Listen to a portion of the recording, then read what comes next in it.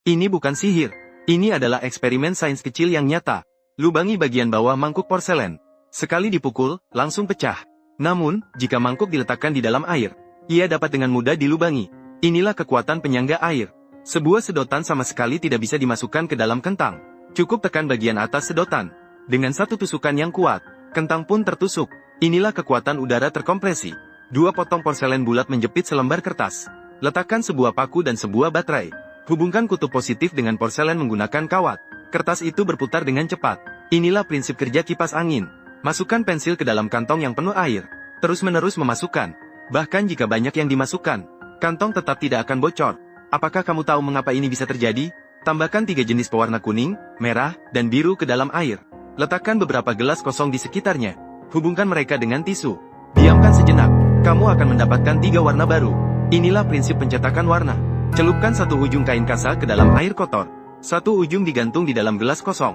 Maka akan perlahan-lahan memurnikan air bersih yang dapat diminum. Inilah fenomena kapilaritas. Sobek kertas gosok dari kotak korek api. Nyalakan itu. Tunggu sampai terbakar menjadi abu, akan meninggalkan noda minyak coklat. Celupkan sedikit di jari. Gosok beberapa kali dan akan menghasilkan asap putih. Inilah rahasia pesulap menghasilkan asap dari tangan kosong. Campurkan 2 buku seperti mengocok kartu. Gaya gesekan yang terbentuk dapat mengangkat 1 ember air murni. Masukkan chip dan kepingan tembaga ke dalam apel secara terpisah. Hubungkan dengan kawat dan jam elektronik dapat diberi daya.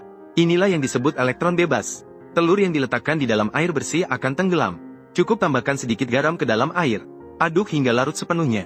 Telur akan mengapung di atasnya. Inilah rahasia laut mati. Masukkan selembar kertas bekas ke dalam cangkir. Terbalik di dalam air. Diamkan beberapa detik lalu angkat kembali cangkir. Kertas tetap bisa kering. Celupkan cotton bud ke dalam air jus bawang. Tulis huruf di atas kertas putih. Huruf-huruf ini harus dipanaskan agar bisa muncul. Inilah rahasia kitab tanpa aksara. Bagaimana jika di dalam remote hanya ada 1 baterai? Cukup gunakan seutas kawat. Hubungkan kutub positif dan negatif remote. Maka dapat digunakan dengan normal. Isi kaleng dengan sedikit air. Setelah dipanaskan dengan api, segera masukkan ke dalam air dingin. Kaleng minuman langsung menyusut menjadi 1 bola. Inilah sebabnya. Mengapa tidak boleh minum air dingin setelah berolahraga berat? Menempatkan jarum pembeda ke dalam air akan langsung tenggelam ke dasar. Selama kita memanfaatkan tegangan permukaan air dengan baik, kita bisa membuat jarum pembeda mengapung di permukaan air. Bagaimana cara menegakkan kaleng minuman? Cukup tuangkan sedikit air ke dalamnya. Ketika permukaan air sejajar dengan permukaan meja, kaleng minuman bisa berdiri tegak. Tumpuk koin secara berurutan di atas gelas. Mengapa tidak jatuh? Jika ditiup, mereka bisa berputar tanpa henti. Inilah fenomena levitasi magnetik. Bisakah kamu meletakkan koin di atas kertas yang tegak?